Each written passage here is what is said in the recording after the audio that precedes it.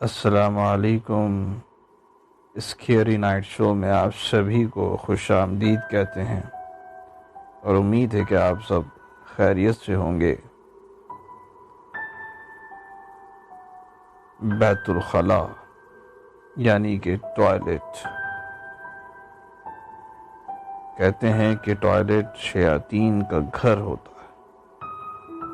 دوستو، آج جو حادثہ آپ کو ہم بتانے جا رہے ہیں یہ کوئٹہ کے ایک گھر میں پیش آیا۔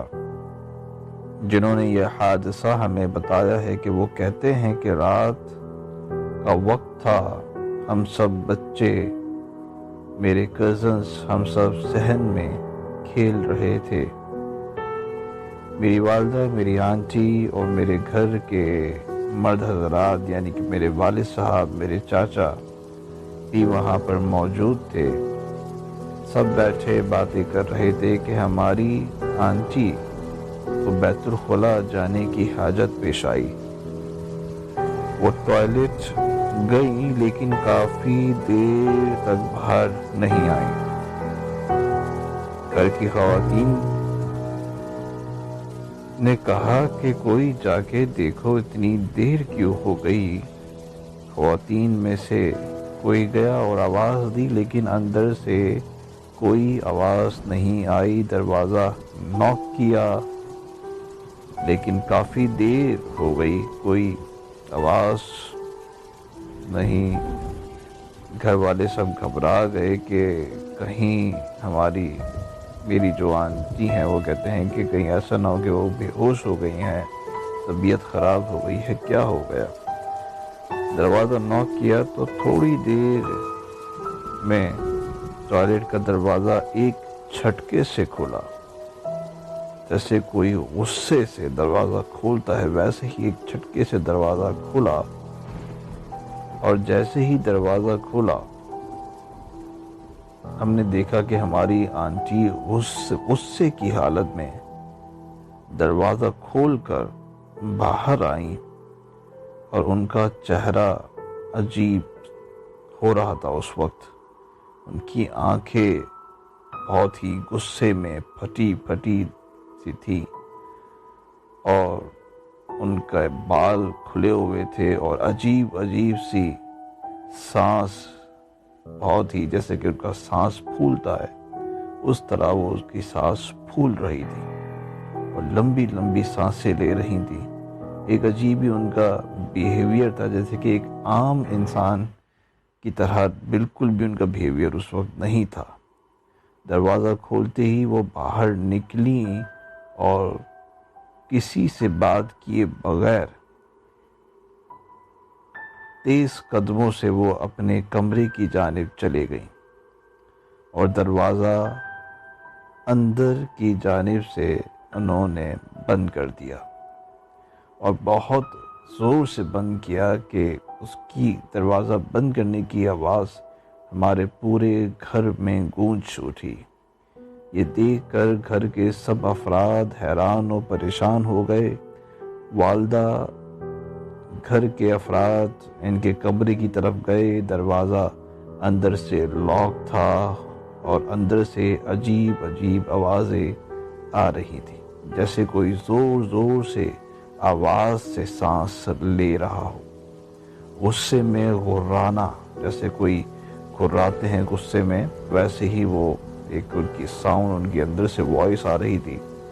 خیر، دروازہ نوک کیا، آواز دی لیکن کوئی رسپانس نہیں ملا۔ تب والد صاحب اور انکل کو دروازہ زبردستی کھولنا پڑا، یعنی کہ جب دروازہ کھلا اس دروازے کا لاک توڑ کر دروازہ کھولنا پڑا۔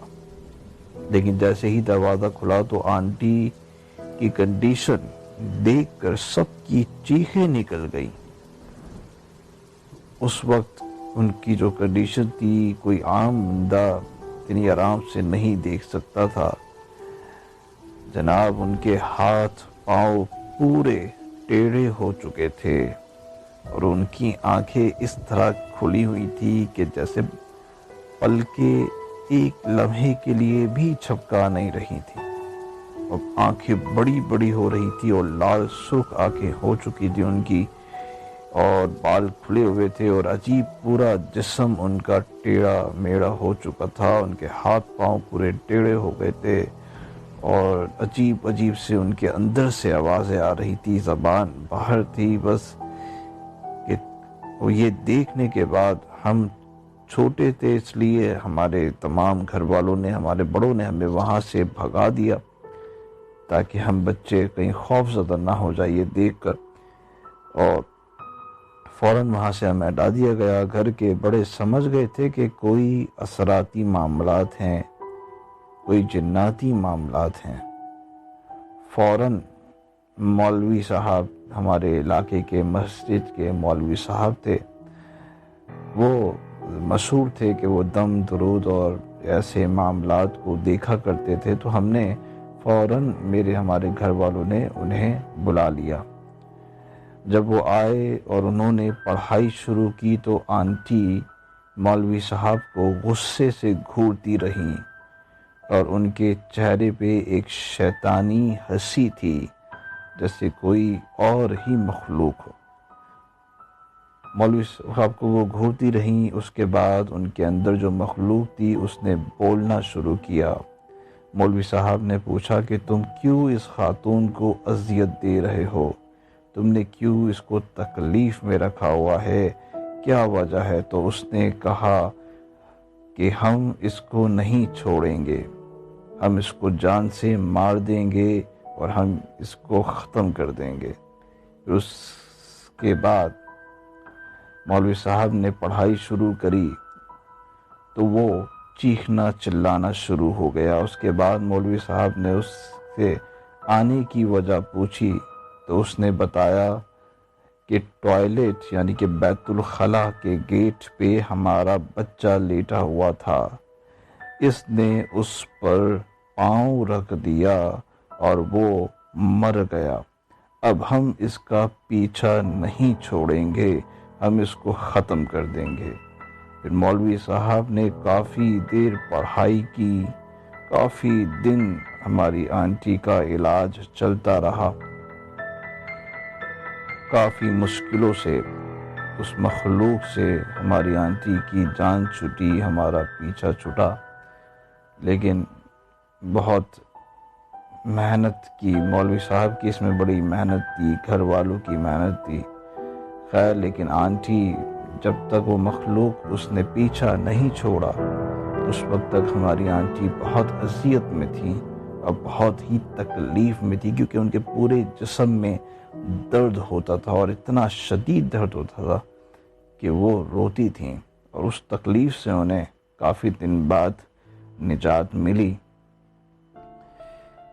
اس لیے کہتے ہیں کہ دوستو، بیت الخلاء جانے سے پہلے دعا، جو کہ بیت الخلاء جانے کی دعا ہے، اس کا اہتمام ضرور اور لازمی کرنا چاہیے۔ دوسری بات یہ کہ اذان مغرب کے ٹائم اوائڈ کرنا چاہیے کہ بیت الخلاء جب اذان ہو رہی ہو تو اس ٹائم پر بیت الخلاء میں نہ جایا جائے، اور اگر جائیں بھی تو سر پہ ٹوپی یا مرد اور لیڈیز جو ہیں وہ دوپٹہ وغیرہ اوڑھ کے اور دعا کا اہتمام کر کے داخل ہوئیں۔ چھوٹی چھوٹی باتیں ہوتی ہیں، ہمیں نہیں پتہ کہ کون سی مخلوق اندر ہے، کیا ہے۔ اور دوسری بات بہت ہی امپورٹنٹ کہا جاتا ہے کہ بیت الخلاء میں جا کر بات نہ کی جائے، گنگنایا نہ جائے، اور تیسری بات کہ رویا نہ جائے، کیونکہ جب کوئی شخص بیت الخلاء میں جا کر روتا ہے تو اس وقت وہ حساس ہو جاتا ہے، کمزور پڑ جاتا ہے، اور ایسے معاملات میں شیاطین کے اثرات جلد اثر کر جاتے ہیں، آسانی سے اثر کر جاتے ہیں۔ تو ان تمام چیزوں سے پرہیز کیا جائے، دعا کا اہتمام کیا جائے۔ ایسی بہت ساری کہانی اور داستان لوگوں کے ساتھ پیش آ چکے ہیں۔ اگر آپ کے ساتھ کوئی ایسا واقعہ یا حادثہ پیش آیا ہے تو ہمیں ضرور لکھیں، ہم سے شیئر کریں۔ اپنا بہت خیال رکھیے گا۔ آخر میں ایک چھوٹی سی ریکویسٹ، ہمارے چینل کو سبسکرائب ضرور کر دیجیے. Thank you very much for listening. اللہ حافظ.